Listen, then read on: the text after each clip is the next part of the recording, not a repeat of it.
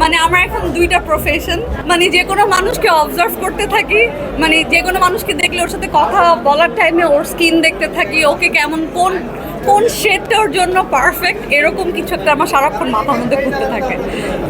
রাজকুমার, প্রিয়তমা and Toofan, definitely but also Rajkumar, because ওইটাতে দেখে মনে হয়েছে যে সে অনেক অনেক হার্ড ওয়ার্ক করেছে। আমি যখন ছোট, যখন আমি মাত্র কাজ করতে এসেছি, আমি ওনার সাথে একটা ফটোশ্যুট করেছিলাম। তো উনি এত গুড লুকিং, সামনাসামনি উনি দেখতে, তো আমি ওনাকে বলেছিলাম যে আপনি অনেক সুন্দর। তো একটা সময় আমার কখনো ওনার মুভি দেখা হতো না, বাট আমি ব্যাক টু ব্যাক আমি 3বার ওনার মুভি দেখেছি এই recent.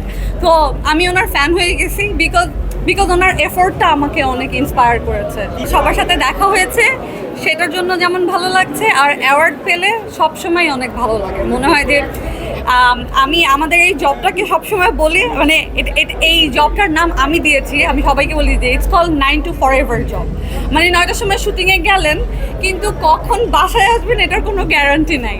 So it's call 9 to forever job. আর শুধুমাত্র আপনারা খুব ভালো করে জানেন, কারণ আপনারা শুটিংয়ে যান, কিন্তু যারা বাইরে থেকে যারা ভাবে যে এটা খুবই লাক্সারিয়াস একটা লাইফ, এখানে কোনো কষ্ট নাই, খালি মেকআপ দাও আর মানে ক্যামেরার সামনে দাঁড়ায় কিছু একটা করো অ্যাক্টিভিটিস, বাট অ্যাকচুয়ালি এটা অনেক অনেক কষ্টের এবং অনেক ধৈর্যের একটা কাজ।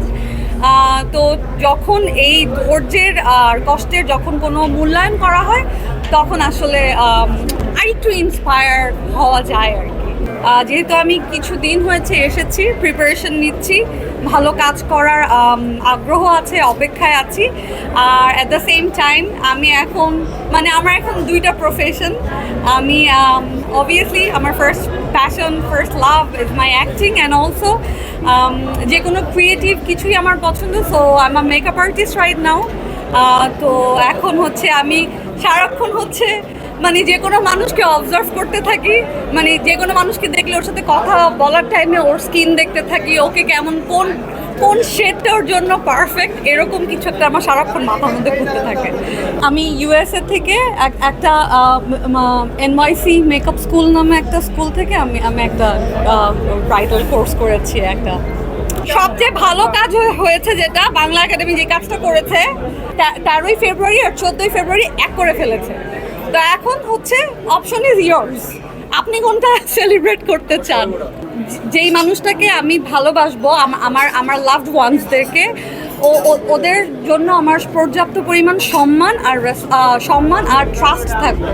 আমাকে বড় পর্দা লাক ফেভার করে না, মানে যখন ব্যাটে বলে মিলে যায় তারপরে কেন যেন আর কাজটা হয় না, মানে এই করতে করতে আমার হোল লাইফটা গেছে। এখন আর আমি কোনো কিছু বলি না যে ও করব, যদি আমার ভাগ্যে থাকে বা যদি এরকম কোনো কিছু হয়, তখন আসলে তখনকারটা আসলে তখনই বলবো, মানে শুরুতেই কোনো কিছু বলতে চাই না আর কি।